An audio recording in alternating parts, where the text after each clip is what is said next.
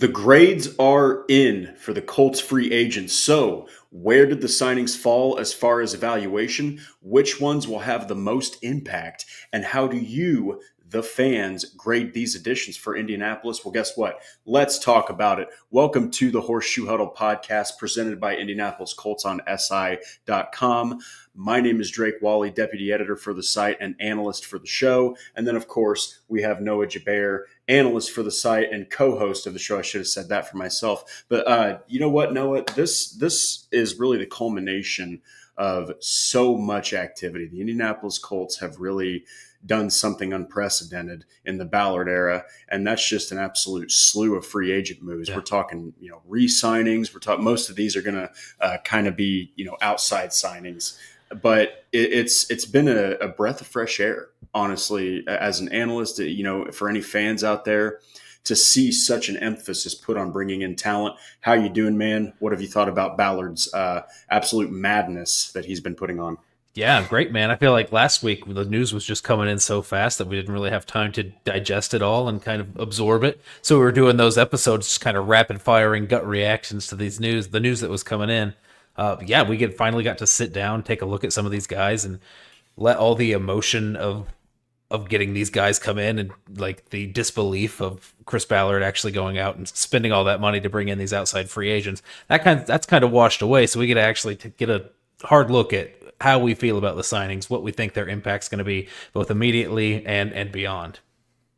Yeah, and before we even dive into anything, this is an indication. I know that Ballard has done what he said he was going to do, and he's backed up his word, and he really put in, like I said, an emphasis on getting these outside free agents. Mm-hmm. But it's also the sign of a guy who understands that his job is completely on the line. Yeah. And there's so much riding on this season. I mean, if the Colts, we've said it a bunch, but it's going to be ad nauseum by the end of the preseason, by the time the season starts.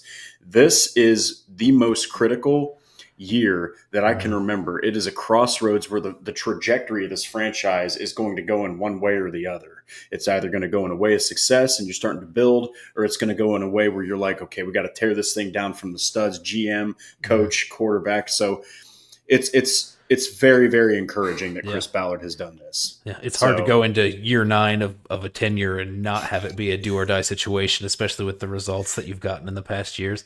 I'm glad that this is the first offseason that I'm doing this show full time. I'm glad that this is the offseason I got, not last year, because I didn't want to do an episode of grading Joe Flacco and Raekwon Davis, and then that was it. That would have been such a terrible episode. So I'm glad we at least have these outside free agents. We have plenty of names to go through, give our opinions on. So I'm excited to get into it. Yeah, and you know what? We've actually got a super chat here. Truett, as always, loyal listener, legend. He says, actually, in one of his comments, A+, because he finally did what Elvis did, left the building and signed outside free agents. I'm not sure if Elvis signed outside free agents, but you know what? He did leave the building. And I will say that Chris Ballard has definitely done more than what he said he would. So without further ado, we're just going to go ahead and jump into this. So obviously we're going to start from the top and we're going to kind of work our way down, and then we're going to grade everything. But this first one was probably the most shocking to me, even though it had all the writing on the wall. As the top guy, they needed help in the defensive secondary. You heard Chris Ballard talk about it and how they weren't good enough. They had to improve. This first one, though, Charvarius Ward. So when you talk about Charvarius Ward, this is a guy that at one point was playing on such a torrid level that, you were assuming that he's a top 2, top 3 cornerback. And then, of course, last year he had personal tragedy go down, and there was a lot of drop off. But he even said in his press conference that his mind wasn't on the game and that he has a new fire. Mm-hmm. What was your gut reaction when he was signed? I know that mine was, like I said, I was shocked, even though it made sense, because I just could not imagine the Colts shooting for literally the highest defensive back you could get. Yeah, that's rare, right, that you see the top name on a list in terms of position and those targets in free agency. You just kind of see that name and assume that you look 5 or 6 names under that, and that's kind of where Chris Ballard lives and where he finds his negotiations in free agency usually go on with that tier of player, and less so a tier like Charvarius Ward. I think it was a little bit more interesting also after, because this came after the news that Cam Bynum was signing also, which was another guy who was at the top of his position group that we saw the Colts spend big on. So I kind of saw that name in Cam Bynum, and I'm like, okay, that's the big splash in free agency. We're ready to move on to like the typical Chris Ballard signings that we'll find, and we have some of those to go over also in the middle of this show. But yeah, that Charvarius Ward signing was just top of the line. I mean, that's a premium position, premium guy at the position, former All Pro. Just not really the guy that you usually see Chris Ballard set his sights on, or if he has set his sights on guys like that in the past, not the kind of guy that he's willing to get over the finish line, like you mentioned before. So I mean, really a change of pace. I think not only in the negotiation tactics in terms of willing to offer whatever it takes to get the deal over the line, but I think just generally looking at this guy in free agency is something that this regime hasn't done in the past. Yeah, and you're talking about a guy who, when he comes into this franchise, and when the cleats hit the field, he is the undisputed, no qualms about it, top cornerback on the Yeah. field. And Lou Anarumo actually told him, "Look, you will follow the wide receiver one all game," and that's not something he did last year. I mean, like, full disclosure, guy had a massive family tragedy, so his mind could not have possibly been on football, and you could see it through his play, and the poor guy was still trying to make it work. So this is a guy that is fired up. You could tell from his press conference that he really, really wants to win. Now, something that's also interesting that we found out from, I think it was the JMV podcast, is that he was this close to becoming a New Orleans Saint. Yeah. He was this close, even expected it to happen. Here come the Colts underneath. So the New Orleans Saints, man, they barely missed out on getting Charvarius Ward, and the Colts were almost on the outside looking in. So there's a guy who grew up in Mississippi. I think he was ready to go back home to New Orleans. I kind of had his sights set on that, which honestly, after the year that he's had in the past, the kind of a return home to his roots made a little bit of sense.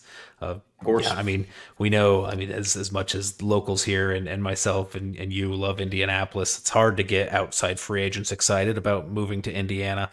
We don't have the warm weather like they do in New Orleans. We don't have those kind of national draws like some of these cities do. I think I saw the Colts tweet out a video. They were talking to Charvarius Ward that day that he signed. He said the last thing that he Googled was Indiana state sales tax, which is better than what he had in California, you mentioned, but it's still like that. We don't have that going for us either. We're not the Miami and Tampa teams, the Texas teams that don't have that state sales tax. So, I mean, yeah, you really have to sell them on the scheme and the situation and the fit and the financials to get a guy to come to Indianapolis. Well, and going back to it, one thing that he was really excited about was that he gets to follow the top wide receiver around. And you're looking at this contract, and we can dive into it a little bit more, and then continue on Charvarius Ward. So on the surface, 3 years, $54 million, and there's $2 million in incentives every single year, which adds $6 million to it. So you're talking about basically a 3-year, $60 million contract. Now, that's one of the highest paid in the NFL. 100% warrant of that contract. Now, I know that he had that down season, but we're talking about 2023. This is really where the Colts, I think, were looking when they were bringing him on. 2023, you got to go back and highlight it. 17 games out of 17 games, 5 interceptions, 91 return yards. He had one taken back to the house on a 66-yard return. He had a fumble force. The guy had 72 tackles. He had 56 of them were by himself. And then what just constantly blows my mind is 23 passes defended. He has 70 in his career. He led the NFL in that metric. What kind of player are they getting here? Because this is a guy that if a coordinator like Lou Anarumo is telling you, you will follow the best receiver no matter who it is all game, the Colts must really have their hat pretty high on this guy. Yeah, and they needed a difference maker in that room. We've talked at length about how I feel about Jalen Jones and how I like seeing him as a starter. Sam Womack, we kind of came out of nowhere last year and exceeded expectations, but that's not a guy you want to rely on as a full-time starter going forward. Juju Brents, obviously, we're hoping he makes the team and hoping he can prove to be healthy and be a valuable member on the roster, but you're absolutely not relying on him to be a starter either. So this is a room that was in desperate need of somebody proven and somebody that you can rely on. I think they could have gone a little bit lower in the pecking order than Charvarius Ward and still gotten that their what would be their cornerback one and their difference maker. Now it might not have been a guy that influenced the defensive scheme as much as we've heard that Charvarius Ward will with Lou Anarumo. You might not find a guy that you want shadowing the team's top receiver, following him to the slot or either side on the outside on the boundary. But I mean, yeah, they've got a guy in Charvarius Ward who's going to impact that scheme in ways that we haven't seen since Stephon Gilmore, I guess, the 1 year that the Colts had him. And I think it could be to a higher level than that in terms of the way that they utilize him. We haven't seen really a corner shadowing the team's top receiver in Indy for a long time, so it'll be refreshing to see that. Yeah, and if I'm not mistaken, because I'm looking at I'm looking here. I believe he's been to one, two.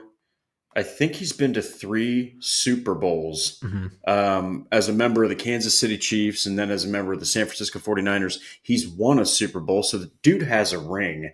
All that he's seen is basically success. That's all he's been a part of is just nothing but defensive success. And while that Chiefs defense, was hardcore, so was the 49ers one, man. I mean, they were bringing the heat, and they were one of the top units in the NFL. I'm not sure about last year, but this is a guy who is bringing a winning pedigree to this team. So, he's going to be able to help guys like Jalen Jones, who, by the way, is still in his early 20s, still as young as you can get. Guys like Kenny Moore are going to benefit from him because the outside is going to be on lock. Or that number one guy is going to be on lock. Of course, there's going to be times where Charvarius has moments where he lets up a play here or there, but this guy is ready to return to the ranks as one of the best in the NFL at his position. So real quick, my question is for you, where does this, because there was another signing, a retaining, of course, that we're not going to cover on this show, but David Long came back, mostly a special teamer. Right now, the Colts have, I think, 7 or 8 cornerbacks on their depth chart. What does this signing mean for Juju Brents? Yeah, we're just getting into Juju Brents right away. I'll do that. I mean, I think already before you had Charvarius Ward come on, I mean, this signing is going to be, because it's the whole group, the whole position group, like everybody that you're signing. It's not Charvarius Ward that's challenging Juju Brents for a spot. I think you saw Corey Ballantyne come in, who's been primarily a special teamer, who we'll talk about later. But I think even that level of signing's got to put some sort of pressure on Juju Brents to stay healthy and be a contributor. Obviously, the talent difference is going to be a little bit stronger. Like, you're going to want Juju Brents and you're going to give him every opportunity to make the roster and be on the field. But that means he has to prove it even more than he has before. It was a thin group before we entered free agency. But yeah, with signing Charvarius Ward, signing Ballantyne, bringing back David Long, they've got the numbers there where they don't have to keep, or Juju Brents isn't guaranteed anything at this point. Obviously they want him to succeed. They invested a lot in him. They've been willing to wait on him. I think they have high hopes when he has been on the field. But yeah, I mean, starting spot, I think, is the least of his concerns at this point. And he should just battle for maybe some rotational minutes or that next man up behind Jalen Jones and be like, so his main competition, I would say, would be Sam Womack coming in, being outside cornerback 3. Yeah, I mean, look, the pressure's on Juju Brents, especially after this one, because he's falling farther back on that depth chart. He was basically a cornerback 4. He's honestly kind of a cornerback 5 because you've got Ward, then you've got Jones, or Ward, Moore, Jones, which Jones and Ward are on the outside, if you will. And then you've got Sam Womack, so then you've got Juju Brents sitting at cornerback 5, which is just wild to think about. But anyway, this shows. There's one thing I wanted to mention about Charvarius Ward, and that, like, when he's following receivers, right, he's got to follow him in the slot also, and that's going to bump Kenny Moore outside. If you've got three receivers on the offensive lineup and you're matching them up with your 3 corners, you're not bringing in a guy on the outside because you're expecting Charvarius Ward to have to slide into the slot. You're going to have to be ready for whatever. Kenny Moore is very much in that play where if Charvarius Ward is following that number 1 into the slot, Kenny Moore's got that capability to bump outside. So even that is kind of pushing snaps away from Juju Brents and Ward's versatility there. Yeah, and you know what? We got to, because we're already 15 minutes into this and we've talked about one guy. So we got to get to the grades. Okay. Noah, I'll actually go ahead and start with you. What's your grade on this signing? We'll even do minuses and pluses here. Yeah, so I honestly, looking at it initially, when it comes to free agent signings, I wanted to go lower. Right. And I know there's a lot of people that are going to give this move just straight up A just because of what it was. I ended up going A minus. I was thinking B maybe originally just because the amount of money, 29-year-old corner on the open market can sometimes not end up well. But man, the Colts had to get some talent in the room, and this is the best way that they could have done it. I think it's a calculated risk you're taking. I think he's somewhere fringe top 10. I think maybe around 13, 14, I guess 14 now with that Derek Stingley deal that came through today in terms of average money per year for a corner. I think with a guy that has that talent and that pedigree, that Charvarius Ward, I think if you're getting him on the open market and he's 14th in terms of highest paid corners in the league, I think you're doing pretty well. And that's a position group that you desperately needed to upgrade. I think the scheme fit is perfect. I think the money that they ended up spending on him, they needed to spend money, and it was the perfect place to do it. So I find it hard to really lower my grade here. I just a little bit wary about the age and the position. When it falls off for corners, it just kind of falls off, and you really don't have any prediction for when that's going to happen with a guy.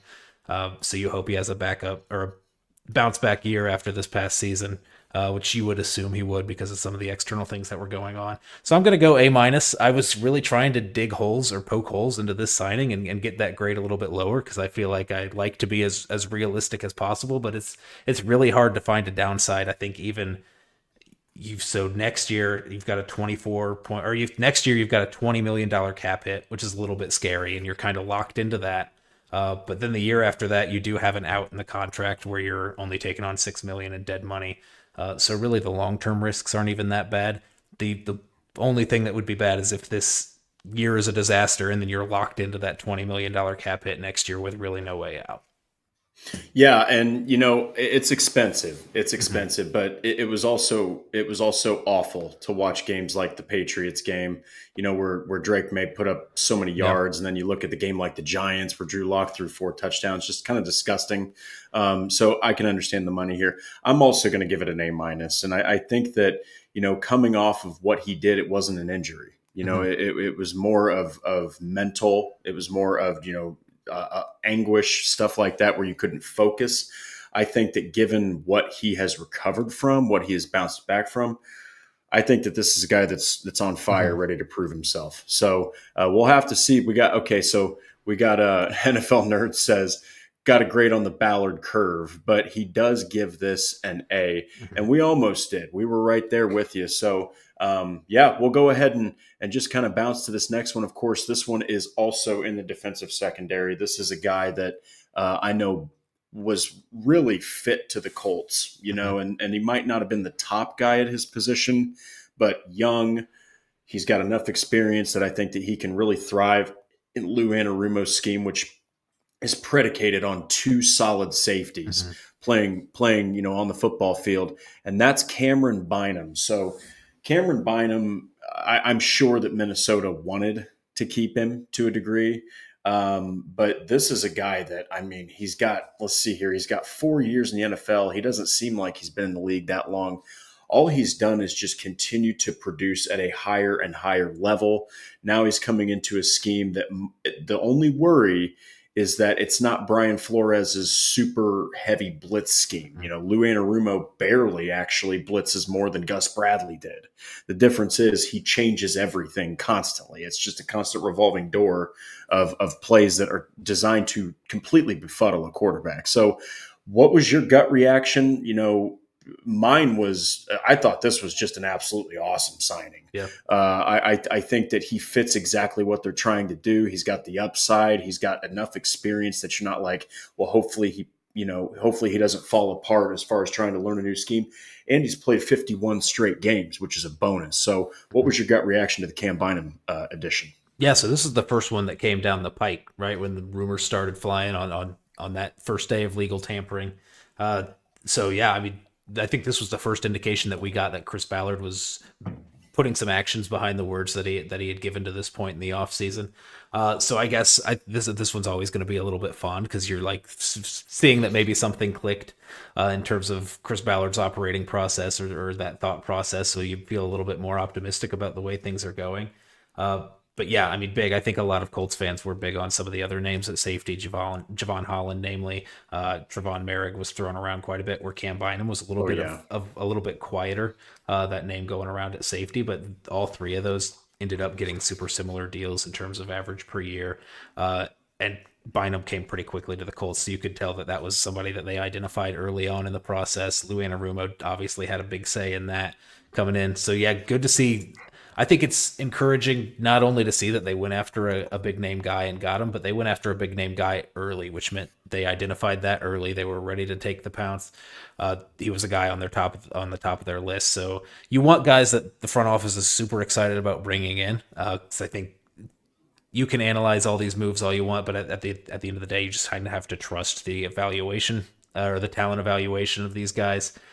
So even there come draft time, if they go with a different guy at a position that you wanted, you just kind of trust that the scouts are doing their job and the evaluation is good. I'm really more grading the thought process behind the moves rather than the actual talent of the player. I think Cam Bynum's a good player, but I'm not going to be the guy that's going to be spending all these hours on film study to try to determine how much better he is than Javon Holland or Trevon Merrick. So yeah, just kind of grading on that curve of they went out and they got a top tier guy that they identified early, and he plays safety. So I'll have more thoughts on that. I just kind of want to get your gut reaction to the Cam Bynum signing also.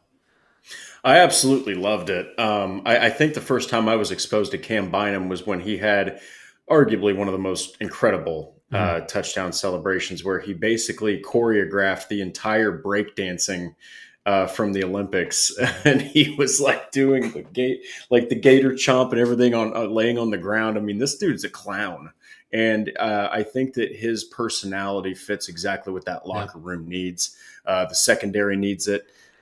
You've talked about locker room issues in the past, but I will say that I was very, very happy because this is a guy that I thought fit the Indianapolis Colts. In fact, I think there was a piece I wrote one time where it was something to the degree of free agent fits. This was a guy I had for free safety. And of course, Trevon Moehrig, he was another guy that I thought would fit, but he's more of that strong safety variety.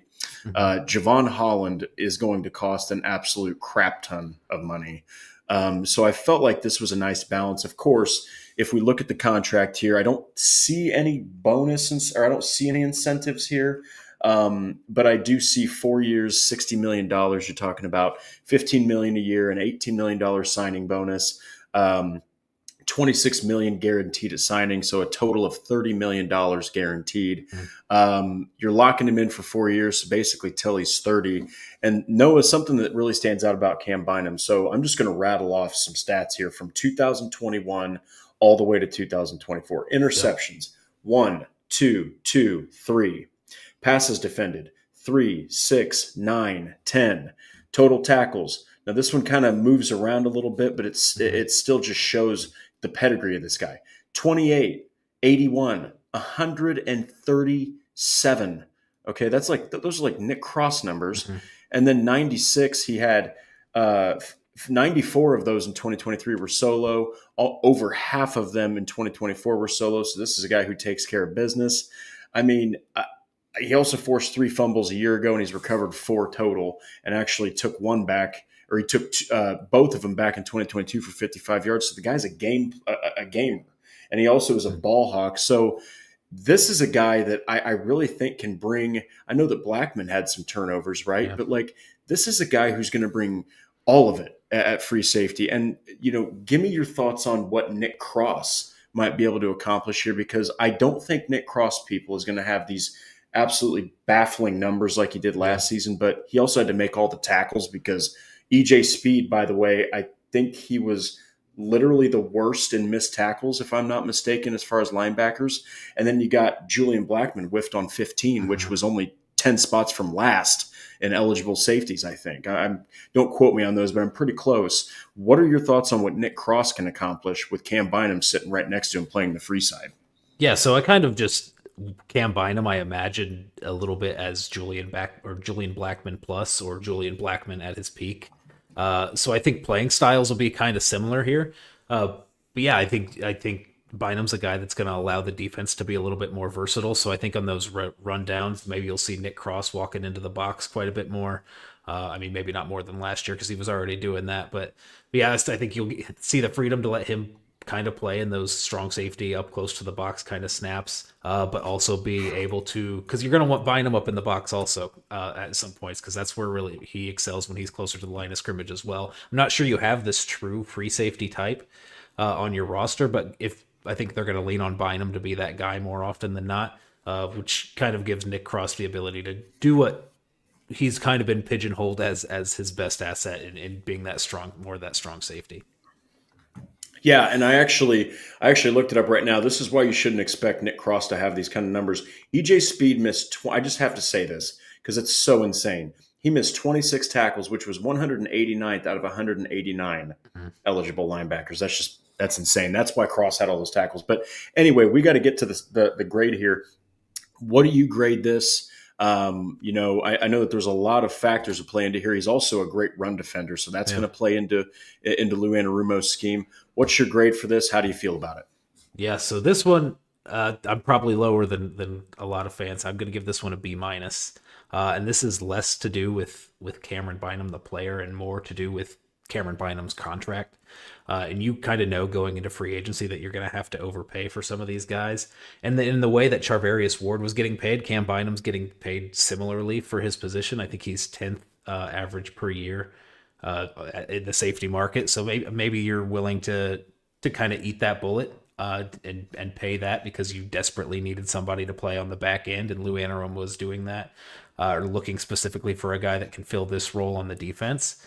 But where you had with Charvarius Ward, where you have 2 years and then you're kind of flexible, I think you're a little bit less flexible with Cam Bynum, which maybe doesn't worry you so much because of the consistent player that he's been. He's 27 years old, so he's 2 years younger than Charvarius Ward will be. Has really no injury history to speak of, has been healthy this whole time, so maybe you're comfortable with giving that longer deal and guarantees a little bit deeper into the contract. But yeah, I mean, that's just that much money tied up into safety. I'm not huge about, or into one player at safety. I'm not huge into, regardless of the player that he's going to be. I'm excited about the player that he will be and what he'll offer the defense. But yeah, it's just that contract bringing that grade down to a B minus for me, and the flexibility that you have after 2 years, I think, is a little bit less than I would like it to be. Yeah, I'm also gonna give it a B because, man, when you are looking at this contract, I mean, next season you take a $15 million cap hit. There is a potential out in 2027, 2 years, $31 million, $20,000, $9 million in dead money, 19.5 in dead money next year. It looks like, but then obviously they backloaded these. Mm-hmm. So then in 2027, you have 18.48, 2028, holy Toledo, 19.5. I mean, let's just say this. All right. Cam Bynum has all the potential. Okay. But boy, oh boy, he better live up to that contract. Yeah. That's a big, big, big contract. Yeah, that 2027 number that you mentioned is kind of what worries me a little bit, where it's a $9 million dead cap hit, but he's still costing $9 million. So you're saving $9 million, but you're also just eating $9 million.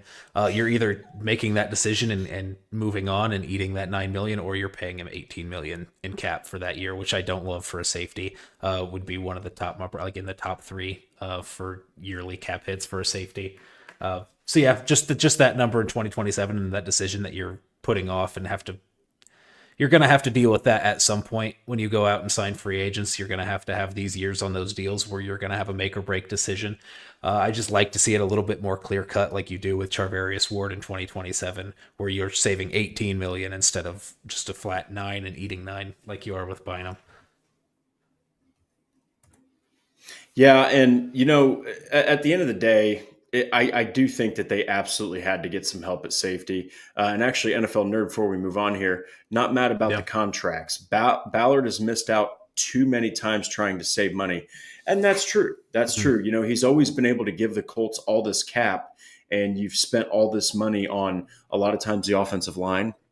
Guys like Pittman, guys like Taylor, which, look, you got to have them. But here's something else is this dude's out here handing out contracts like nobody's business. And the biggest reason he didn't sign Will Fries is because old Bernard Ryman is due a big contract soon. Okay. Like he's going to get a fat payday. So I do agree there, NFL nerd. I think that Ballard has finally said, look, we've got the cap to do it.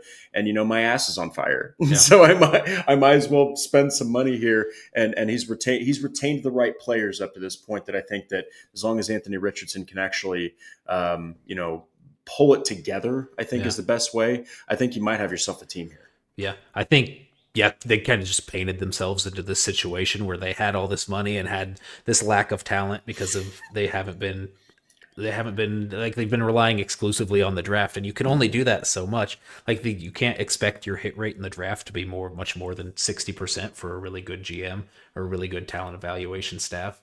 You have to supplement that in some way, and the Colts have, for the most part, refused to do that. So you're lacking talent in a lot of these groups. You have this money to spend, so they had to go out and do it. I guess this is what we were talking about. A commenter mentioning grading on the Ballard curve earlier, where you have to grade these decisions based on the situation that the Colts are in. It's just that the Colts put themselves in the situation themselves, right? This isn't something that happened to them. This is something that they did to themselves. So you had to go out and spend that money. You had to get some higher level players on the team. I just think the Cam Bynum contract has the potential to look pretty bad in 2 years. That's very fair, and that's the reason that we give it a B and a B minus. Because otherwise, if it was a little bit cheaper, this is a hell of a signing. I mean, it's a hell of a signing. It's very good. I think that you're going just underneath, paying an absolute gargantuan amount for a guy like Javon Holland, but you're also more sure than a guy like Trevon Moehrig. So I think that this is a good signing overall. This next one, though, will dominate headlines until the season starts, and it might still dominate headlines until the damn season's over. We'll just cut right to it. Daniel Jones, this one, we dove into so much detail about it, but now we have to add even more context because we're grading this. Yeah. We're going to be talking about his contract. I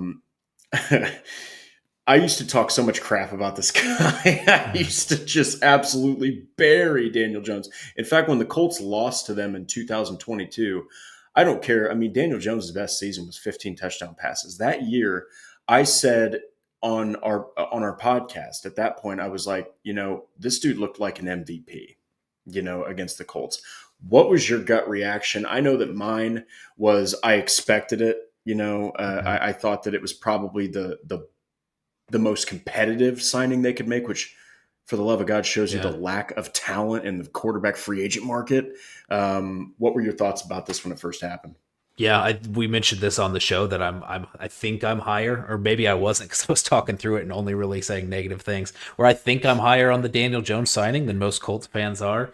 I don't even know if my grade's going to reflect that now looking at it, but I feel like I expected that to happen, because that was the chatter in the days leading up. It was kind of telegraphed that it was going to come down to the Vikings and the Colts, and ended up being the Colts, which I wasn't surprised about. Just because the situation's, I think, too good to pass up if you're a guy in Daniel Jones' position looking for an opportunity to get a starting job, where you've got a guy in Anthony Richardson who's, at least nationally, his outlook is not looking good. A former fourth overall pick who's been benched before usually doesn't come back for that same team and become that franchise guy. So, I mean, I think if you're taking bets, this was the right situation for Daniel Jones to bet on in terms of offensive talent that he had available and just straight up competition that he was going to face for that starting quarterback job.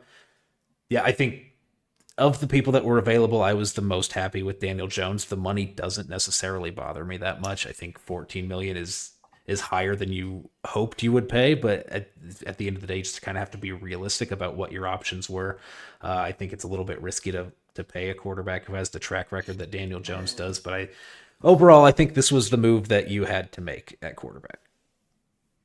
Yeah, and like Stats Matt says it here, I'm also one of the rare ones who ain't mad at the signing. Almost expected DJ to be the only one, or to be the one they got, and that's absolutely fact. I mean, look, he's going to fit the scheme better than Joe Flacco, which I still have no idea why they picked Joe Flacco. But you're bringing in a guy who is definitely. You heard his press conference. He's impressed with Anthony Richardson. He's probably going to be a guy that again, this guy bought his offensive lineman watches, Christmas. I think it was watches, but Christmas gifts when he wasn't even on the team. Okay, so I mean, this is a guy that truly cares about his team. But we'll go ahead and get to Paul Wilson here. The Daniel Jones contract and questionable upside has to be a D. Whew. Boy, that's scathing. I will say that, looking at Daniel Jones's numbers, look, 6 years, 70 games, dude's 24, Mhm. 44, and 1. I understand that the Giants didn't exactly set this guy up for success, but that is a horrific record. And when you take into account his last 2 seasons, dude is 3-13. The guy has 10 touchdown passes to 13 picks in his last 2 seasons. Um, it, I can understand why there's fans that are a little bit like, why is Yeah. this guy even an Indianapolis Colt? Back to his rookie season. Let me pull that up. I know it was his rookie year, but it can't be denied. I mean, the guy had 19 fumbles. Then he had 10 the next year. He's kind of tapered that off, but 50 Mhm. total. He's a turnover machine. I mean, Daniel Jones is a turnover machine. So we'll have to see here. But I think that what really, by the way, thank you so much, Paul, for your donation there. I think that what really stands out about this isn't even Daniel Jones. It's Anthony Richardson. Mhm. And I think that now you are being told, look, this is a guy that can run, not as fast as you. But would you disagree if I said this? And I hate to say this. Daniel Jones is ready to start more than Anthony Richardson right now. I think that he is a more pro ready starter than Anthony Richardson, and he hasn't necessarily shown too Yeah. much success, but he's more accurate. He understands how to read defenses better. I know that there's some hilarious videos, no joke, of Yeah. Daniel Jones out there trying to play football. But what are your thoughts about Anthony Richardson's chances here? I mean, or better yet, what do you think Daniel Jones's chances are of supplanting Anthony Richardson as the starter? Yeah, supplanting just straight up out of training camp, I think is going to be difficult for him to do. Uh, just because I think they're going to give Anthony Richardson every chance that he can possibly get. Sure. I don't think he straight up has to be better than Daniel Jones in training camp for them to give the job to Anthony Richardson. I just because I think the acknowledgement of the ceiling that Anthony Richardson can be is greater than the ceiling that you're going to get with Daniel Jones. But yeah, I wouldn't disagree with you in the fact that I think if you were to play a game tomorrow, maybe you are safer playing Daniel Jones than you are playing Anthony Richardson. I think their struggles have been similar in terms of like those turnovers and the struggling to be productive, but I think they've struggled in different ways. I think where Anthony Richardson has struggled keeping like consistency in the keeping the offense moving and throwing accurate passes on short balls, and I think Daniel Jones kind of his turnover mistakes have mostly been decision making errors, and he's generally a pretty accurate quarterback. They're both athletic. Obviously, Anthony Richardson's going to bring you a little bit more juice in the run game than Daniel Jones is. But Daniel Jones' athletic ability allows you to keep every play that you have with Anthony Richardson in the playbook. Like you're not, at least not changing playbooks for a guy like Daniel Jones. Yeah, I think just straight up, the Colts situation at quarterback is not good. It was not good going into this offseason, and you weren't going to make it good no matter what you did this offseason. I think Daniel Jones is the closest thing that you could have done to make it a little bit better, and they did that, so I don't hate the move for that. Yeah, and real quick, I'll just say this: Daniel Jones had a choice to either try to compete with J.J. McCarthy, who, by the way, has not played a single freaking snap, Mhm. or Anthony Richardson. He felt that Anthony Richardson was going to be more of a chance for him to start. That should tell you everything you need to know about how the NFL views Anthony Richardson right now. Okay, like Daniel Jones felt like he could start, Yeah. and he hasn't dipped below 61.9% since his rookie season. So, like you said, he might be a little bit of a turnover machine. He might not be this, flashy passer, but the dude has a 64% completion percentage throughout his 69 starts, 70 games total. So Mhm. anyway, we're going to kind of fire through these last ones here. We really wanted to get to the meat and potatoes of these first three. What is your grade of this signing, Noah, please? Yeah, so I'm giving this one a C minus, which on the surface, I know I'm saying all these things about how I'm pro Daniel Jones. There was no quarterback signing that you could have made that was going to be higher than a C for me. There just was nobody that you could have signed in this situation, just based on the guys that were available, what you were going to have to pay the guys that were available. I don't think the Jets are in a good quarterback situation because they went out and paid $20 million a year to Justin Fields. So the Colts wouldn't have been in a good quarterback situation if they did that either. I wouldn't have graded that move any higher than I'd be grading this one. I just think you were in a tough position there at quarterback where you had a guy that you had pinned everything on, and it hasn't worked out to this point. So you're kind of scrambling to find something that can at least compete with that. And your pickings were slim going into free agency. Daniel Jones, I don't hate the contract. I know 14 million or 13.65. I think his cap hit is a pretty big number, and that is probably going to keep you from making some other moves that might make you competitive this next season. But you have to nail quarterback, and you pretty much pay anything to get two chances to get the lottery ticket there at quarterback. So I think you had to take that chance. Yeah, so C minus for me. I think it's hard to go wrong with a 1 year deal there at quarterback. So I'm not worried about what that means for the future. They just had to find the guy this year. I just don't think it's very likely that it's either of the two on the roster currently. Yeah, and Patrick mentioned something really, really profound there. Is you're expecting Richardson to miss some time. I mean, Yep. like you don't pick this kind of quarterback unless you expect Richardson to potentially miss time. I know that it's for competition, but I'll go ahead and give this. I'll be a little more gracious. I'll give it a C, just because Daniel Jones, man, he's not very good, or at least he hasn't been very good. And there's even analysts out there that are like, well, this could be a Sam Darnold situation. Look, man, Shane Steichen has not been as successful as Kevin O'Connell. All right. I'm not saying that Shane Steichen can't make it happen, but, if it comes down to it, I would not rule out him putting Daniel Jones in the starting role, because he has to win. Shane Steichen has to win. He's got to keep his job, because if they fall apart this year again, finish 8-9, 9-8, 7-10, whatever, they miss the playoffs, he's probably out of here. I mean, 3 years, no playoffs, 17-17. You can't be more average and boring and mediocre than that. So we both are in the same boat there with C's. Okay, so we got a couple others here. We're going to go ahead and hit this one. Jonathan Taylor finally gets some help. Khalil Herbert. Okay, I loved this signing. I felt like this is a guy that showed a lot of promise in Chicago. I mean, we're talking about 433 rushing yards, 731, 611, gets, dealt away by the Bears. And then, of course, the Cincinnati Bengals pick him up. He's like really ineffective in that offense. Maybe not really, but he definitely didn't have the pop that he had with Chicago. I mean, he had 731 yards in one season. What was your gut reaction to this one? My first thought is Jonathan Taylor has a competent running back there with him.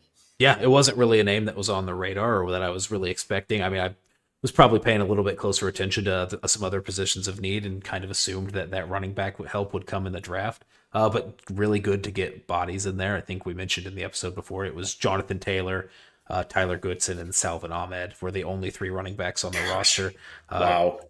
So, I mean, you couldn't go into the season with that. You had to add help in the draft. You have to add help in free agency. There's probably going to be another vet minimum signing at that position before we head into training camp. So overall, I think kind of inconsequential. I think running back 2 was always going to be up for grabs, and they could have signed a myriad of different guys to fill that role. I do like what Khalil Herbert brings. I like that he could be a potential return threat in the return game. I like that he's a guy that you're not going to have to take off the field in any situation.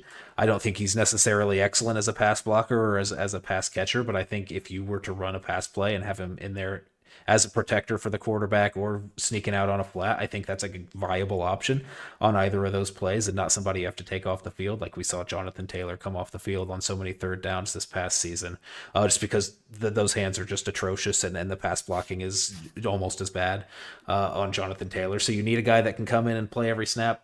I think there's still opportunity to grab a kind of a more specialized back who might be able to be a little bit more of a pass catching threat or just a straight up pass blocking specialist who you want in there on third downs a little bit more.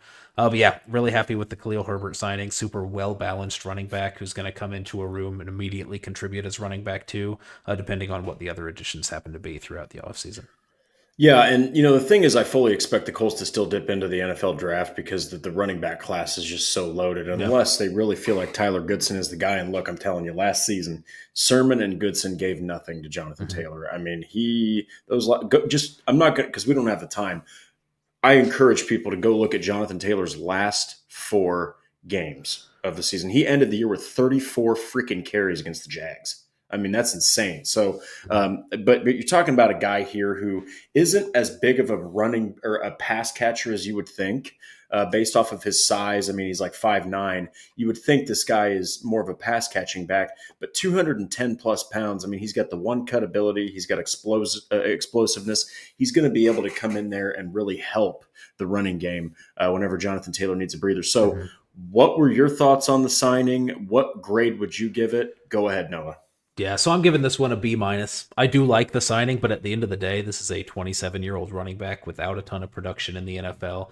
Just coming in, taking advantage of what is a weak running back room. So he's a valuable addition there just for that. I mean, but it's an older running back on a 1-year deal. I think pretty low stakes on this signing, so I think B minus is fair.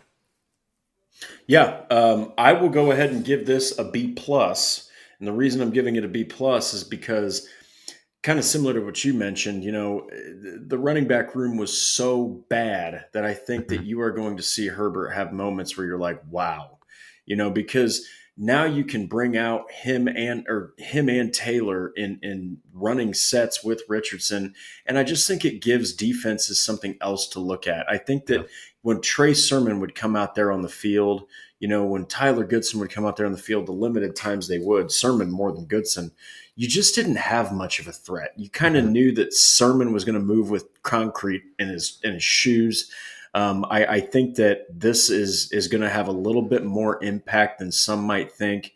I still think that Herbert needs to have probably about 5, 6 carries a game, maybe more, just because while Jonathan Taylor is a workhorse, I mean, they ran him into the ground last year. I mean, he was averaging 21 carries a game. Mhm. You just can't expect a human being to carry a football 20 to 25 times every single week and expect him to stay, in his prime. So I think that this is also a way to kind of bottle up Jonathan Taylor's prime, reserve it for a little bit longer. So me and Noah are both in the B range, so that's good. But yeah, this next one is definitely more on the depth side. It's a guy that kind of like you mentioned played more special teams. He's been in the NFL since 2019, and this is Corey Ballantyne. Now, Mhm.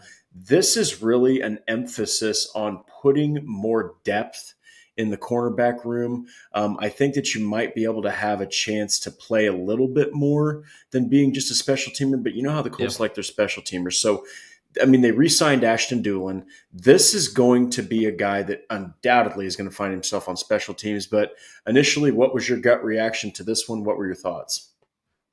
Yeah, my brother's a Packers fan, so I've heard this name kicked around quite a bit, just mostly as a special teams guy. He didn't really get much run with the defense this past year, but when he did, he's more of an outside corner than he is that nickel corner. I was kind of wondering if we'd sign, or if the Colts would sign a guy that has that versatility to kind of bump inside and be that primary backup behind Kenny Moore. At least to this point, doesn't look like that's the kind of guy that Corey Ballantyne's going to be. We don't have full contract details on the Valentine signing, but I imagine it's not for much more than vet minimum, if more than that at all, on a 1-year deal. Just a guy that's probably going to compete for that gunner spot opposite Ashton Doolin, probably with a guy like Samuel Womack, who's played that gunner spot in the past for San Francisco at least. So yeah, I mean it was a rough secondary. The Colts were going to address that. We knew they were going to address that. Chris Ballard was very open about them needing more. So good to get a cornerback with some versatility and some experience into that room and into that group, just to add some juice and add somebody that can play in a pinch. Just because you needed bodies there. We saw them bringing back David Long. Obviously, they're still not satisfied with the amount of depth that they have at the position. So yeah, somebody that's going to compete for a roster spot and a prominent role on special teams. It's hard to dislike that signing. Yeah, and I mean, this is a guy. I mean, he's been all over the freaking NFL. I mean, New York Giants, and then in 2020 he goes from the Giants to the Jets. Yeah. 2021 he goes to the Detroit Lions, and of course he spent his last 3 seasons in Green Bay. 2023, though, you did get to see him have 43 tackles. He played in 14 games. He had 6 starts. So he is a guy who can go out there and he can start for you if you need. Mhm. He's got a little bit of experience. He had 7 pass deflections that year, 9 for his total career. But I look, man, I really do think that you need guys like this. Yes, you need special teamers, but dear Lord, you got to Mhm. have depth at cornerback, just like you do an offensive line. Yeah. Maybe not for the same reasons, because offensive linemen get hurt so often. You got to have backups. But when you have, a coordinator like Lou Anarumo, where there's going to be sets, there's going to be times where he implements more than 3 defensive backs. You might have 4, you might have 5 to go out there and cover guys, on a 3rd and 10, a 3rd and 8. This is one of those guys that might find himself out there if there is an injury, or if somebody feels like he actually has been able to bounce back. He is 28 years old. I wouldn't expect him to have that much of an impact on the defense, but hey, you absolutely have to have these kind of signings. And going back to an older comment, Bia says, I still wouldn't mind a corner in round 1 if Warren isn't available. Let him battle with Jones and Brents for the CB2 on the outside.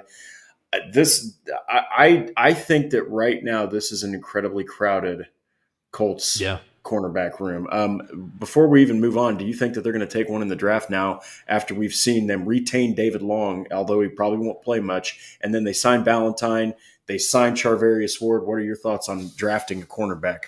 Yeah, I think it's a little bit of a crowded room. I think more likely you'll see a corner that has that potential to bump inside and play nickel, like we mentioned, and give them a little bit of depth there. I think the main thing that they did was kind of erase that from being something that you have to take in round 1. Like we all kind of felt they were going to have to take a quarterback or a cornerback in the first 2 rounds before free agency happened. I think that's completely gone. If they don't come out of the first 2 days of the draft without a corner, nobody's going to be upset. But if somebody falls to him, I mean, Chris Ballard likes guys that he likes, and he's liked cornerbacks in the past. So I wouldn't be surprised if somebody that they didn't expect to fall to 14 falls there at 14. Then maybe they take a swing at it, because I don't think you can never have too many good corners.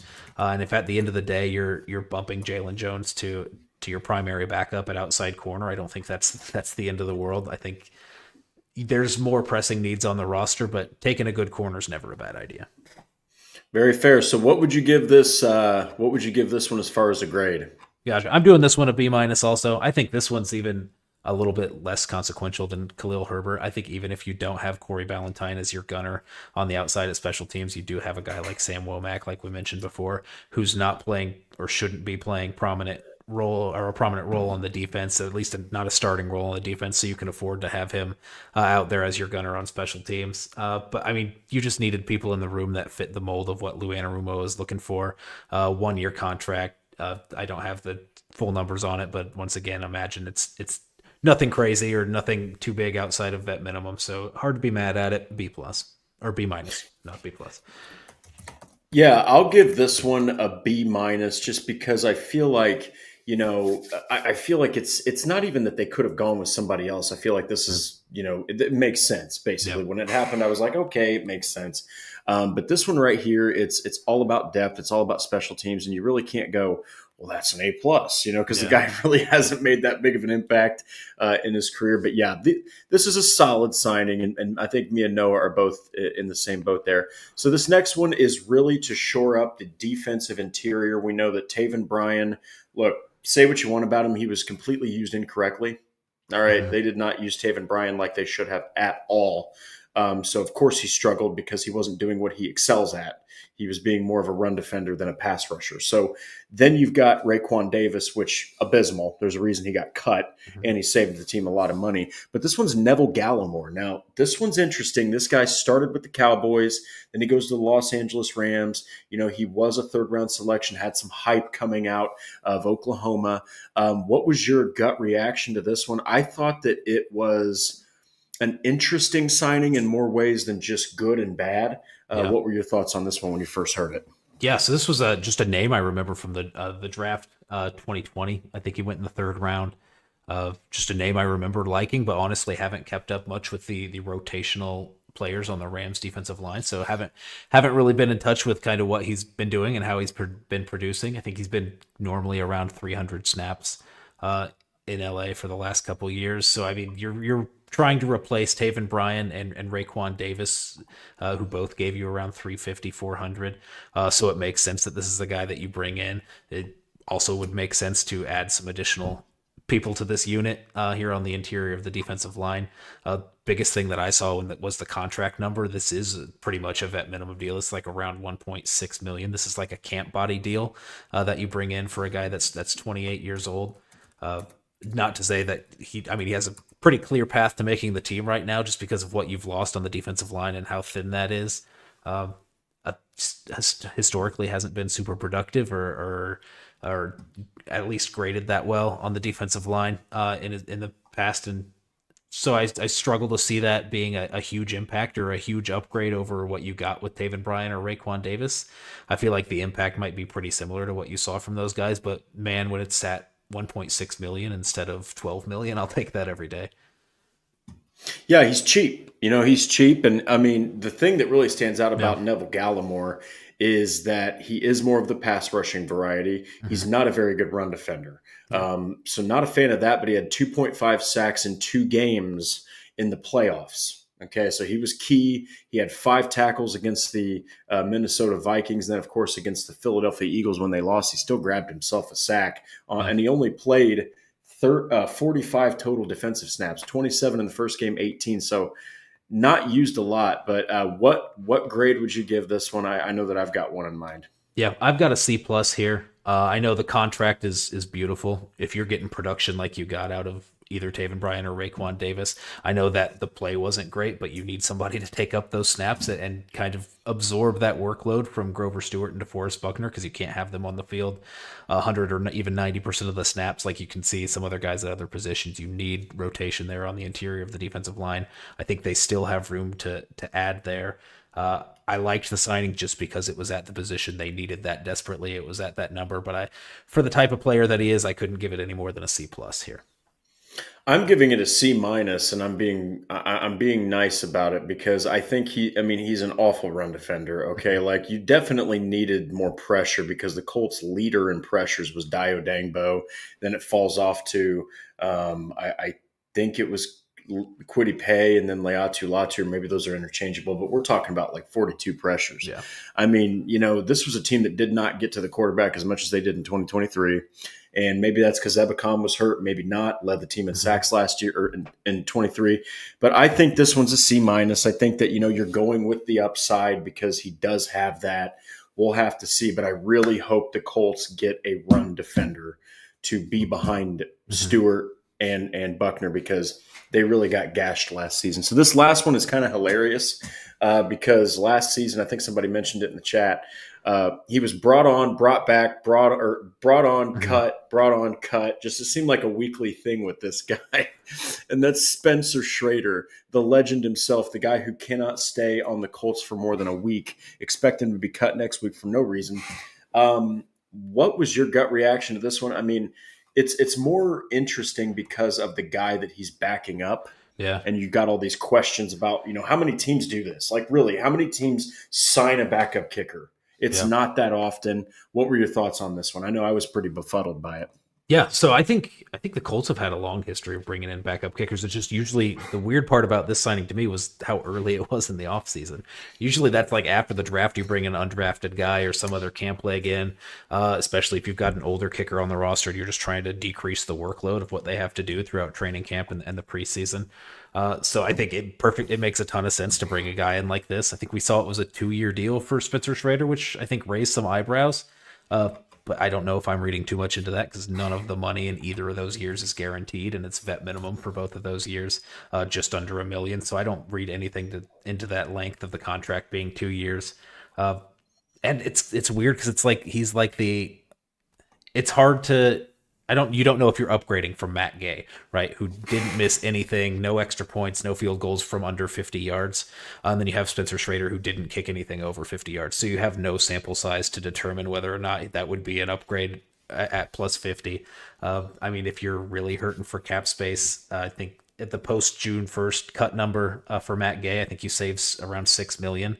But by that point, the offseason's essentially done. You'd just be doing that for some in-season flexibility. So if they get into training camp and it's essentially a wash and you want a little bit more flexibility to make some moves during the season, I think you have the option to move on and go with Schrader. I don't necessarily see that happening unless Matt Gay just looks terrible come this preseason. Yeah, and I think this is to tell Matt Gay, like, you got to start making your long field goals because to what Noah said, he was 31 for 37 last year. And guess what? He was 3 for 9 from 50-plus yards. That literally means, and Noah mentioned this on one episode,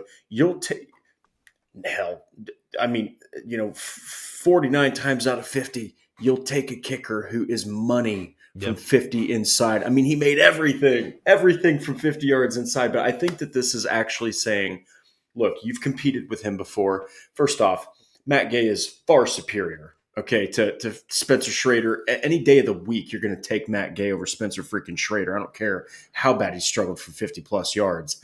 But I think that kind of what, So what KBS says here is that Ballard preached competition everywhere. That also applies to kicker. I like that you said that. I really do, because Ballard isn't leaving any stone unturned, because they want to make sure they've got the right guys. But anyway, we're almost at an hour. What would you give this signing as far as a grade? Go ahead. So I'm giving this one a C just because it's a kicker. I'm not really thinking that much about it. I do like the message that gives, that you're causing competition at every spot. And I also like that I get to take my victory lap here from the Bold Predictions episode, where I said the Colts would sign a former Colt in free agency. That's right. Didn't think it would be Spencer Schrader, but I'll take the win on that one either way. But yeah, just an average, straight up average C for me for a straight up average kicker like Spencer Schrader. Yeah, the man who played for the Jets, the Chiefs, and the Colts last season, a rare breed of 3 teams in 1 year. I will give him a C plus, and the only reason I'm giving it a plus is because I do like the fact that Ballard is pushing Matt Gay here and saying, look, it has to be about those long kicks. It just has to be, because there were some games I'm sure the Colts probably could have won, but I think that this is good for Matt Gay. I think he's going to, without question, flying colors, he's going to win the starting job. But anyway, everybody, that's our show. I mean, we do have to do one more thing here. We have to give the overall grade for all of these. So, Noah, I'll go ahead and let you kick this one off. What were your thoughts? What do you think about all of these grades? I think that it's definitely busy. The Colts have been one of the busiest teams in free agency. Yeah, I'm just going to go straight up with a B plus on that. I like how aggressive they were. I know I gave a lot of C's and some B minuses here, but I think honestly these lower level signings, your $1.65 million for Neville Gallimore, your Spencer Schrader signing, I'm not going to weight those as heavily as I do a guy like Charvarius Ward and Cam Bynum, and I really liked both of those moves. So I'm going to give that a B plus here. I like the complete change, the 180 from the philosophy that's been the past 8 years has not worked. It's very clear to tell that Chris Ballard got the message, was a little bit more aggressive with these guys, and I like the guys that they went after. I like these names quite a bit. That contract I mentioned with Cam Bynum worries me a little bit going into the future. I don't like that the Colts were in the situation where they had to spend the money on Daniel Jones, but the Daniel Jones move necessarily itself I don't hate. So overall, I'll just go with a B plus for the offseason thus far. I'm going to go ahead and give it a B plus as well, because I think that these are all moves that absolutely had to happen. Mm-hmm. You had to do them all. Every single one of them has a purpose. It's not just, we need this guy. Every one of them has a freaking purpose. And then, Paul, we'll go ahead and briefly get to your super chat, which, by the way, thank you so much for the home run hit at the very end of the show. Maybe they are considering a Cincy trade. Ooh, every dime of cap space would be needed. Have you given up on that trade? So we're, of course, talking about Trey Hendrickson. Mm-hmm.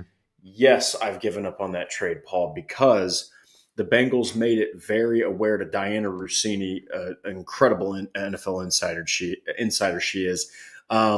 They are doing everything possible, even after it's like a $40 million a year deal for Jamar Chase, like $30 million a year for T. Higgins. Absolute bonkers type money. I think it's the biggest contract for Jamar Chase. That's the biggest non-QB contract in NFL history. Mm-hmm. Okay, so immediately when those happened, everyone's like, Colt. But they're doing everything they can in Cincinnati to keep him. I think it's completely off the board. What are your thoughts, Noah? Yeah, I think it was off the board before this. I think even if they do end up trading him, I don't think the Colts should be the favorite there, just because of the money that's involved.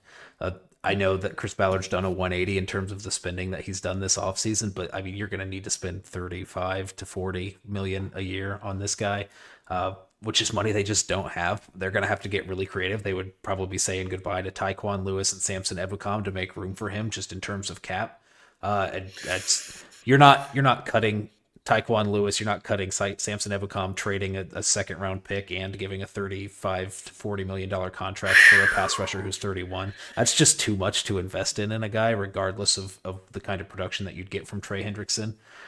Just too big of a risk to put all the eggs into one basket there. So I don't think I've said goodbye to it as well, Drake.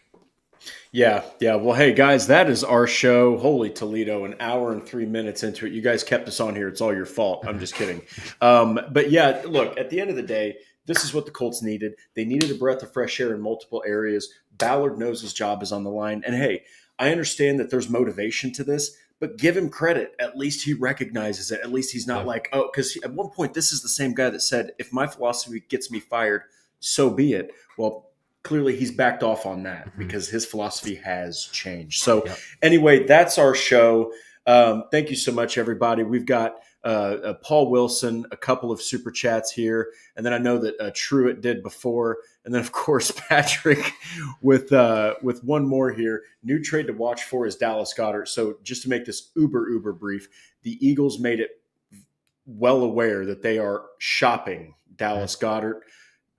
What do you think about this? I mean, you're reuniting him with Shane Steichen. The contract is disgusting. He's got like 3 void years tied up beyond this next season. I don't know how you eat that cap hit. I think he's somebody to watch as a cut candidate if he ends up getting cut from the Eagles, which I don't know why they would do that either, because I don't think they're saving any money because they'd be eating that void year money.